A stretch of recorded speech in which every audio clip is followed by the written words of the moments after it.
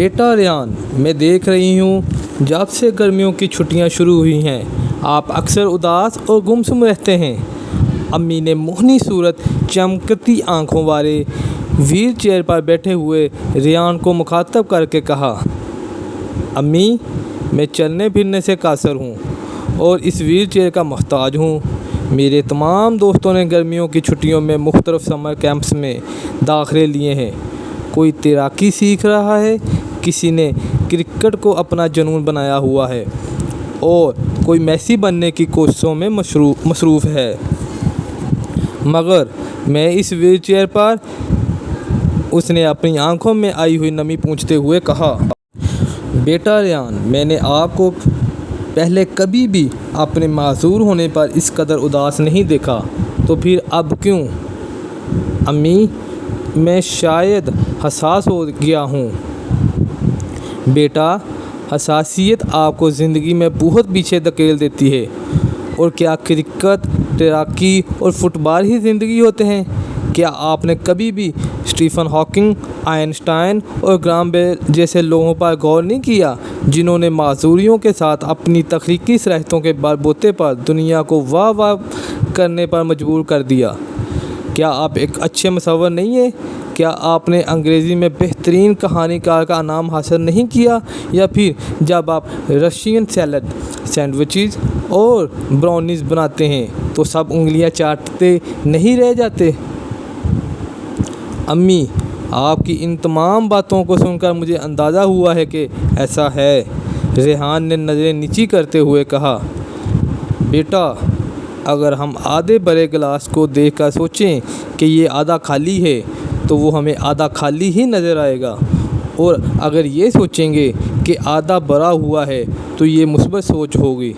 ہم اللہ کی عطا کردہ نعمتوں کا جتنا شکر ادا کریں وہ کم ہے۔ لے کر چل سکتی ہیں؟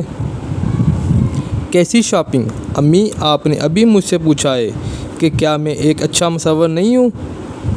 اب یہ ثابت کرنے کے لیے کہ میں ایک اچھا مصور ہوں، میں کینوس خرید کر پینٹنگ بناؤں گا تاکہ پھر آپ سے پوچھوں کہ کیا میں ایک اچھا مصور ہوں، اور کاغذ، قلم اور لفافے خریدوں گا تاکہ کہانیاں لکھ کر مختلف رسالوں اور اخباروں میں بیچ سکوں۔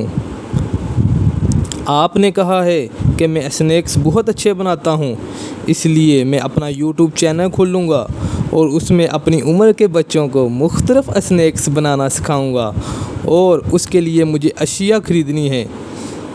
اس لیے کیا آپ پلیز مجھے شاپنگ پر لے کر چل سکتی ہیں تاکہ پھر میں گرمیوں کی چھٹیاں ان تمام سرگرمیوں کو انجام دیتے ہوئے گزاروں اور آپ کو وہیل چیئر پر گمسم اور اداس نظر نہ آؤں؟